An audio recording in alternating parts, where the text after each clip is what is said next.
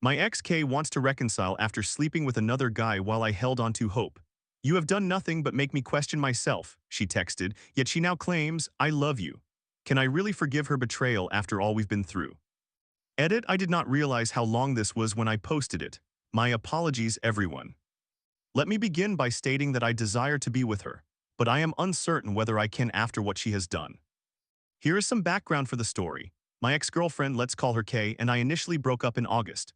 We were constantly arguing, and she was so unkind during our disputes that I felt she hated me. After one argument escalated, I told her I no longer wanted to be with her. I stated this while we were driving for 40 minutes to pick up furniture for the apartment into which we had just moved, making the ride quiet and awkward. I tried to retract my statement, but the damage was done. It destroyed all sense of security in our relationship, particularly because she has abandonment issues stemming from her childhood and now felt abandoned by her boyfriend of 2 years as well. It is also important to mention that she suffers from borderline personality disorder, which left her emotionally and mentally devastated.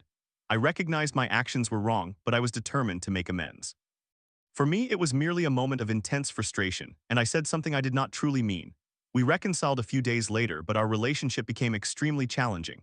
It was not until October that we experienced our next breakup. Between August 2024 and March 2025, we have broken up a total of 5 times. It was during our last breakup that things deteriorated to the point where I moved out. Previously, I had consistently told her that if she ever kicked me out, I would not return, yet when she kicked me out twice, I came back both times. Kay would tell me to leave and then within the hour would beg me to return, so it never felt genuine.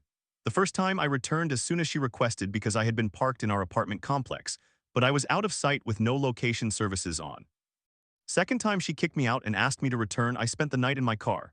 I was only 15 minutes away from home, but I chose to sleep in my vehicle, as I felt that was the only way she could understand I was serious about not coming back if it happened again.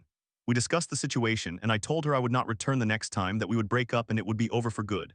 She then clarified that when she tells me to leave, she actually wants me to fight to stay. She explained that she wants me to refuse and that we will talk things out. I told her I would not do that, as I considered it toxic and immature. Nevertheless, let's move on to March, when Kay asked me to leave for the final time. We had a moderately good morning while we both dressed for work and got the kids ready. There were no issues in the morning or even in the afternoon until around 7 o'clock. Kay had been on the phone for 20 minutes, which is nothing out of the ordinary. She is a teenage girl, so I understand that she is addicted to her phone and wants to talk to her friends, so I was not upset about it until I was getting the kids ready for bed. I took our 1-year-old from the living room, where she had been sitting with Kay and our 4-year-old, to our bedroom. I sat her on the bed and then went to her room to grab a diaper. I then noticed Kay taking our 1-year-old from the bedroom and placing her back on the couch. I assumed she did not realize what I was doing, so I said nothing. Then I heard the front door close and our 1-year-old began to scream and cry. I rushed into the living room just in time to save her from falling off the couch head first. I looked out the window and Kay was in her car searching for something. I was infuriated. When Kay re-entered the house, I asked, "Why is your phone call more important than my children?" To which Kay responded with a middle finger and resumed her conversation. I was furious that she had left our children alone without informing me. I was even angrier because our baby had almost fallen off the couch. I took our infant into our bedroom, closed the door, and put her to bed. About 10 minutes later, Kay finished her phone call and entered the room while I was leaving. She very politely and respectfully told me that the way I expressed my frustration was rude and disrespectful. She said she did not appreciate it, but I was still angry and told her I did not care. I explained that our daughter had almost fallen off the couch because she had left her there crying without warning me that she was stepping out. From that point, our argument only escalated. Initially, she told me to leave. Realizing this might be the final nail in the coffin, I protested and suggested we should work things out. She insisted that I leave. Instead of listening, I escalated the situation by stating that she would have to call someone to make me leave. Before I continue, I want to mention that what she originally asked me to do was leave for a few minutes, but I was so angry that I did not hear her correctly and instead assumed that leaving meant for good. Anyway. After that, she called a nearby friend. I sat down on the bed and contemplated my options. That was when she swiped all of my watches off a high dresser in an attempt to break them. I asked her to stop, but she refused and told me to leave. I considered packing only my work clothes and returning later to retrieve more items if necessary, but I was concerned she would throw my belongings out since she had just tried to damage my watches. After a few minutes, I called my father, who lives nearby, in case I needed physical backup. Then I called my mother as well so that I could use her car for transporting my things. I informed both of them to stay outside unless I indicated otherwise. I attempted to de-escalate, but it was too late. Kay was becoming frustrated and was now tearing my shirts off their hangers. She broke a few hangers in the process and stretched some collars, but nothing severe. Still, I asked her to stop. She refused, so as gently as possible, I grabbed her wrist to stop her from grabbing anything. She attempted to kick me in the groin, but my sweatpants were so loose that they absorbed the kick. I then slowly pulled her out of the closet while simultaneously preventing her from hurting me. Once we were out of the closet, I spun her around and let go. She tried to punch me, but I swatted her hand and pushed her back in the same motion. The shove was harder than I intended, and she tripped and fell. I apologized, but she was furious. She told me to leave and exited the room. Much back-and-forth drama ensued, but ultimately I packed my things and left without any further incident beyond us exchanging harsh words. The following day she called me asking me to come home, and I reluctantly said no. I explained that this time we could not reconcile our breakup. She cried, and I felt terrible because I wanted to return, but I believed it was the wrong choice. I felt that our relationship was genuinely over now. After a few hours, I relented and told her I wanted to come back, but we needed to take some time apart to determine if this was what we truly wanted. This was a month ago at the very beginning of March. Since then we have discussed getting back together and have agreed that ultimately that is what we both want. I have been at her apartment more often than I should have been, but I believed we were rebuilding our relationship. We would tell each other that we were still in love. She would ask me if I was seeing anyone else with tears in her eyes, and I consistently reassured her that I was not, and in fact, she was the only woman for me. We would send each other money for lunch, and whenever she needed emotional support, I did my best to be there for her. Anytime she needed help with the kids, whether it was at 12 a.m. or 6:30 a.m., I would always show up and provide whatever she required. Fast forward to Tuesday. I went to Kay's house to drop the kids off as usual, but she asked me to stay and spend time with her, so I did. I ended up assisting her with putting the kids to bed, but I left shortly after they were asleep. Kay was distant the entire time. She was preoccupied with her phone during my visit, so I felt that my decision to stay was a mistake. Kay did not seem to want me around, so I did not want to overstay my welcome. Before I left, I noticed the living room television had been left on and was in screensaver mode.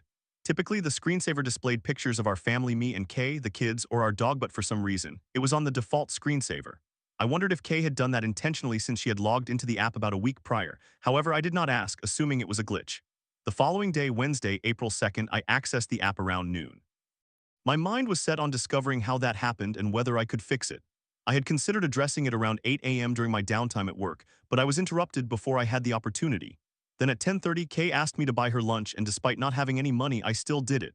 Shortly after, I texted her, conveying my excitement about our next pregnancy.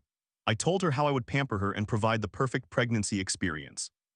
She responded positively to my message and expressed her love for me. An hour later, when I opened the app to try to resolve the screensaver issue, I was surprised to see that Kay had uploaded her entire photo gallery. Before I could scroll or close the app, I spotted something that piqued my interest and clicked on it. A picture depicted someone sitting on the lap of a stranger I had never seen before.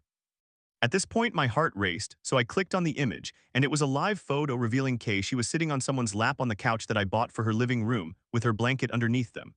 The photo was dated March 20th. Then I saw more screenshots of her conversation with her best friend, discussing having sexual relations with someone from October 27, 2024.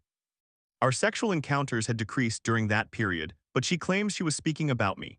I observed a screenshot of someone, maybe the same individual, maybe not, flexing pistols during a FaceTime call. I also found a picture of a pistol on the nightstand that previously belonged to me, dated March 29th. I viewed screenshots of the guy on my couch wearing only his underwear, and the most shocking images depicted Kay's legs resting on his shoulders, taken on March 22nd.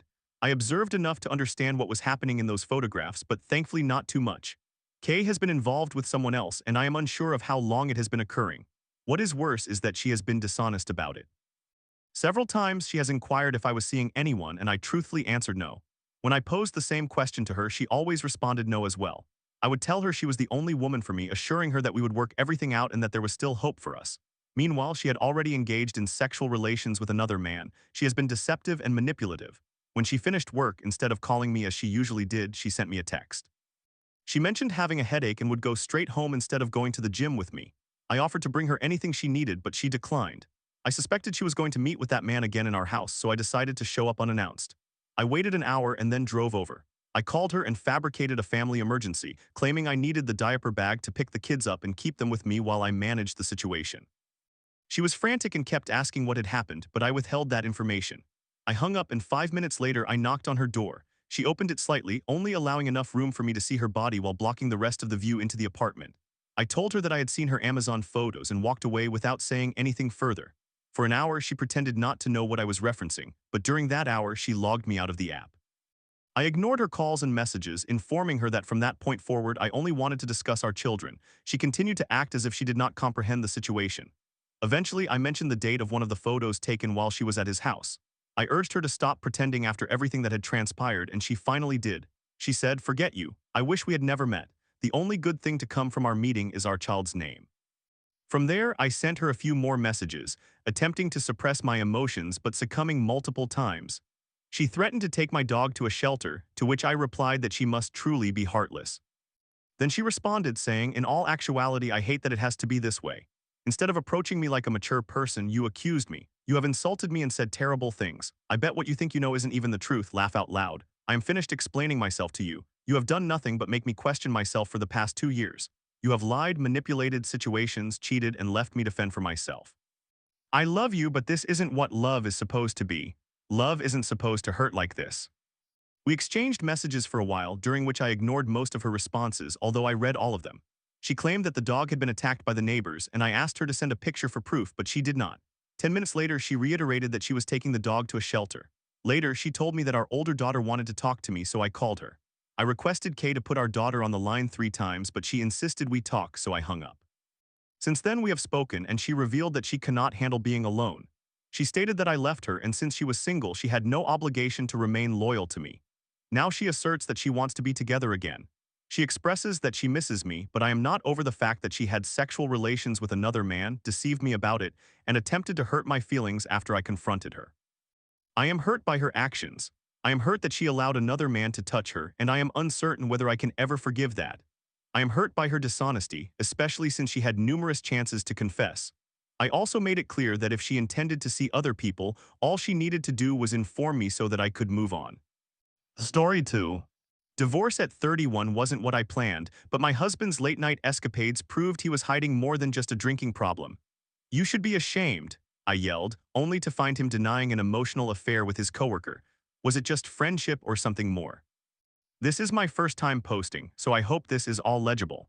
Additionally, this will be a lengthy post because the entire list of coincidences needs to be addressed. My soon-to-be ex-husband, 31, and I, both 31 years old, are currently in the process of getting a divorce.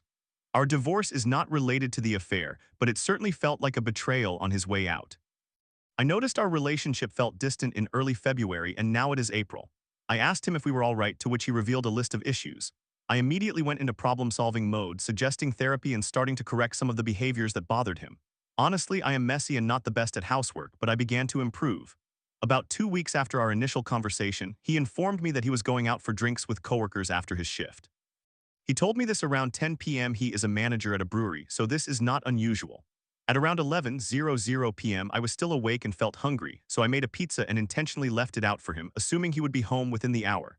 However, I woke up around 2:45 a.m. and my husband was still not home. I had received a text from him around 11:30 stating that he was on his way home. Yet the pizza had been put away even though he was not there.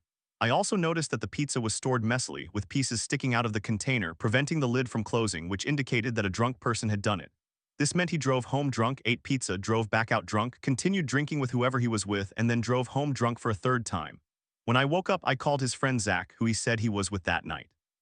Zach had clearly been asleep, saying that my husband came home and he did not know where he was. Okay, great. He finally came home after 3 a.m. and told me he had been at the bar Sharky's with a group of people. The next day, I was primarily upset about the drinking and driving.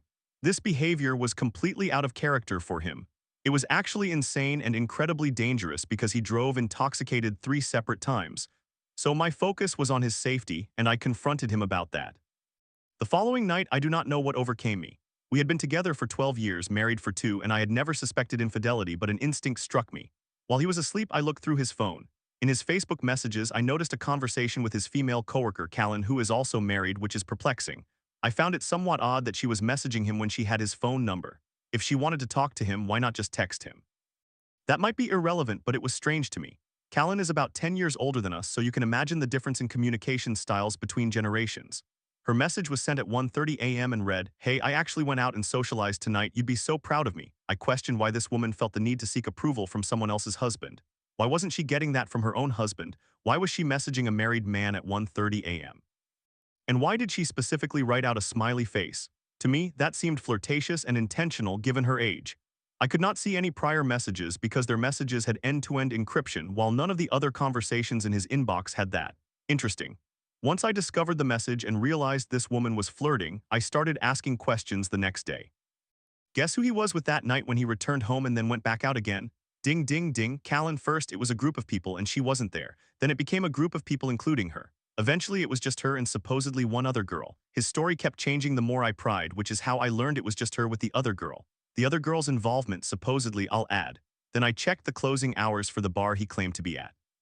Remember, he got home after 3 a.m. Sharky's closes at 1:30 a.m., and anyone who works in bars knows they do last call 15 to even 30 minutes before closing. So where was he? I admit I lost my temper and began expressing my anger by shouting things like, "You are both married. What the heck? You are both disgusting and should be ashamed," emphasizing the disgusting and ashamed parts for sure. I was furious. I had discovered my husband had been deceitfully involved with someone else. Then I started piecing everything together. I met Callan about 3 to 4 months ago. I thought we hit it off and shared a fun back-and-forth banter. I thought, great, finally, a woman at the brewery with whom I could be friends. However, over the last month, I noticed she started completely avoiding me and not making any eye contact whenever I came into the brewery. My husband has worked there for 6 years. He now manages it, and the staff catered food for our wedding, made the beer for it, created a custom brew, and the entire staff was invited to our wedding. Everyone knows me, and everyone either greets me or gives me a smile at least when I come in. It feels like a community, but not Callan. All of a sudden, she was different. In February, I hosted a floral pop-up at the brewery for Valentine's Day. I am a florist. One of the other women working at the brewery bought flowers for her husband, which was so sweet. I love when men buy flowers. She was incredibly kind, and even though I had not met her yet, I thought I would finally have another gal pal at the brewery. That night, I added both her and Callan on Facebook, realizing I wasn't friends with them on the platform, although I was friends with everyone else at the brewery, including customers who became friends. Keep that in mind. This was on February 14, 2 weeks after I asked my husband if we were okay and he admitted we were not. Fast forward a week later to when he drove home drunk, stayed out until 3 a.m. and I found the messages. While I continued my investigation, I noticed not only did Callan deny my friend request, but she also changed her settings so that I could not add her. I even had my best friend check her profile, and there it was, the add button available to her, ready for her to send a request. However, when I went to her profile, that button was missing. I couldn't even cancel a request because it simply was not there. She changed the settings for me alone, yet she wanted to be friends with my husband and message him. Okay, great girl. I then added her husband on Facebook and he accepted my request immediately. I started probing more about what was occurring after I noticed that, and he mentioned they had also started a Spotify blend playlist. Just the two of them, for work. You cannot control what goes onto this playlist as it uses your info and adds things automatically. However, you can definitely remove songs. The song that was added from her side was one of Chappell Roan's most sexually explicit songs, Red Wine Supernova. The lyrics include, "So baby, let's get freaky, let's get kinky, let's make this bed get squeaky." I had to ask, why would a married woman leave that song on a playlist intended for her boss? It simply makes no sense. I also noticed in a recent photo from the brewery with a group of people, guess who is standing next to whom? Him and Callan. And who is next to whom in his birthday shot video? Him and Callan. Coincidental perhaps, but it's questionable when considering everything else involved. Another 2 weeks passed, and by the last week of February, my husband asked me for a divorce. I was packing up to leave for my dad's house, and I reiterated how unacceptable it was for him to be sneaking around with another married person. What did he reveal? Callan and her husband are actually separated. Her husband moved back home up east. We are in the Midwest. So when I initially confronted him about Callan messaging him and them staying out until 3 a.m., expressing how they should both be ashamed for being married, he had been allowing me to assume she was still married while he already knew otherwise. He claimed she did not tell him but informed another coworker, which he just overheard. My guy, it doesn't matter whether she directly confided in you. She obviously shared her situation aloud and purposely with the intent for you to know she was free. Come on. After fully separating, I did request one thing from him during the divorce process. I asked him to please establish a boundary with the woman he had an affair with for my own closure. I requested he delete her from social media, only communicate with her regarding work matters, and cease hanging out with her, such as going out for drinks after work. If there was no affair and she was not an important person in his life, then what would the problem be? I asked him to prioritize my feelings over hers. I made it clear I was not demanding this, rather I was asking him to take a day to consider whether he could provide me this. A day later, he agreed. He deleted her from social media, removed their Spotify playlist, and sent a message on Facebook to clarify boundaries, stating that she was the employee and he was the boss, so they should only discuss work-related topics. That seemed like a positive step. I admit I felt a bit petty after he contacted her about it, so I went to her husband's Facebook page. Remember, he actually accepted my request and liked the four most recent posts where she was tagged. I figured she would wake up to his message and notifications from me liking photos of her and her husband. She blocked me and had her husband remove me from his friends.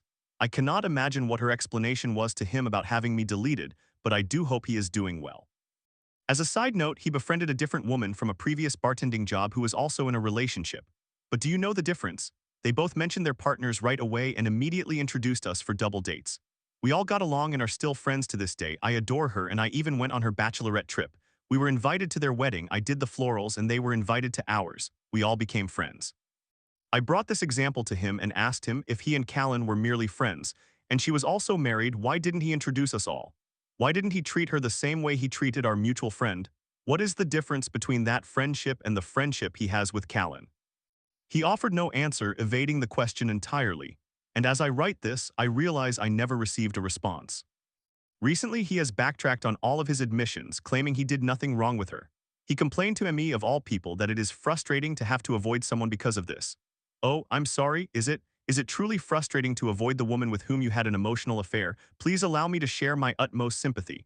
I asked him how this creates any form of dilemma. He provided a list. Working at beer festivals. Collaboration with other breweries. Attending live shows with coworkers. Company trips. Going to Lake Giacomo with Zach and other brewery staff. Let me clarify. Beer festivals, the entire company cannot go to these, only a few can attend while the rest stay at the brewery. And he is the manager. He designs the schedule, so he can send her to the festival while he stays at the brewery or vice versa. Collaboration with other breweries, same situation applies. The front of the house where she works is not involved. The brewer who makes the beer and the brewery owners engage in those matters. It literally does not impact either of them or hinder either from doing their job.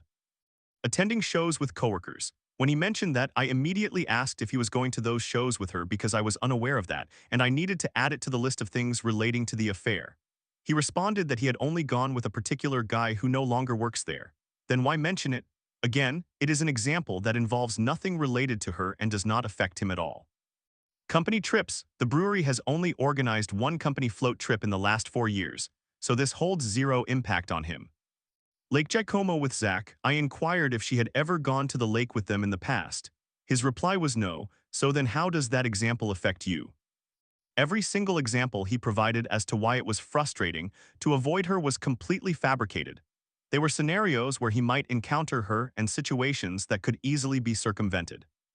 I am just so frustrated because he originally acknowledged having an emotional affair, yet is now insisting he did nothing wrong and was merely talking with a friend. He initially agreed to steer clear of her except for work, to help me find closure and to not have to think about my ex-husband working with the woman he had an affair with every day. However, now he is complaining to me that it is frustrating. What do you think? Is it an affair or just a friendship? Story 3. My wife's nephew B has always unsettled me. He casually said, "You can do whatever you want to her, she won't remember." After years of doubt, I was relieved yet terrified when my wife confessed, "I don't want him alone with our daughter. What are we missing?" I am using a throwaway account because I do not want this connected to my personal profile. But this issue has been troubling me for a long time, and I need to express it fully. Important context: one of my earliest memories is of a male family friend sexually abusing me.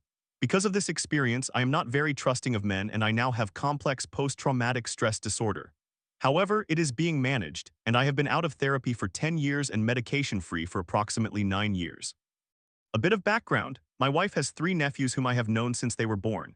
They have a troubled home life and all 3 face serious challenges ranging from autism to speech impediments, depression, and difficulties with mentalization.